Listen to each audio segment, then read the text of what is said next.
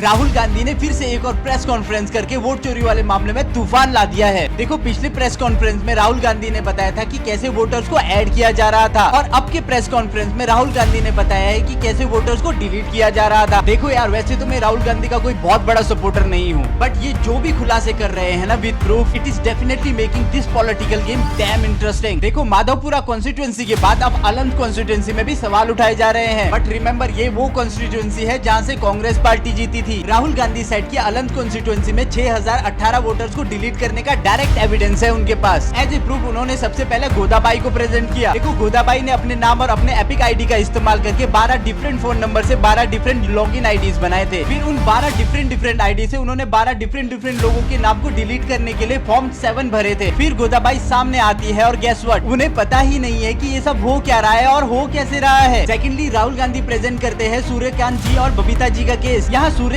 जी ने बबीता जी का नाम डिलीट करने के लिए एक फॉर्म 7 भरा था। तो सवाल उठता है, ये भर कौन रहा था? मजे की बात सुनो, जिस फॉर्म को भरने के लिए आराम से ही 5 से 7 दिन लग जाते हैं, वही फॉर्म 7 को भर के सूर्यकांत जी के आईडी से 14 मिनट के अंदर 12 लोगों का नाम डिलीट कर दिया गया। Is it some kind of coincidence? नहीं, ये ह्यूमनली पॉसिबल ही नहीं था। इसीलिए कयास लगाए जा रहे हैं कि इस पूरे मामले के पीछे किसी प्रोग्रामिंग या फिर सॉफ्टवेयर का इस्तेमाल किया जा रहा था। बिकॉज जिसकी भी आईडी दूसरे आईडी को डिलीट करने के लिए इस्तेमाल किया जा रहा था ना, वो अपने बूथ का पहला आईडी था, यानी आईडी नंबर 1। दरअसल जब ये मामला कांग्रेस पार्टी के एक कैंडिडेट को पता चलती है, तो वो सीधा इलेक्शन कमीशन ऑफ इंडिया को अप्रोच करते हैं। एज ए रिजल्ट फरवरी 2023 को इसका FIR दर्ज कर दिया जाता है। बिकॉज इस केस में फॉर्जरी डॉक्यूमेंट और डुप्लीकेशन ऑफ आइडेंटिटी के मामले सामने आ रहे थे, तो ये पूरा केस CID को सौंप दिया गया। अब CID कर्नाटक इलेक्शन कमीशन से कुछ डॉक्यूमेंट डिमांड करती है, बट यहाँ इलेक्शन कमीशन का गेम फिर से शुरू हो जाता है। यहाँ इलेक्शन कमीशन CID को कोई पार्शियल डॉक्यूमेंट तो दे देती है, बट इलेक्शन कमीशन CID को IP एड्रेस, डिवाइस डेस्टिनेशन और OTP ट्रेल्स की कोई भी इंफॉर्मेशन नहीं देती। ECI जानती थी कि ये सारे इंफॉर्मेशन इस केस के लिए कितने जरूरी है।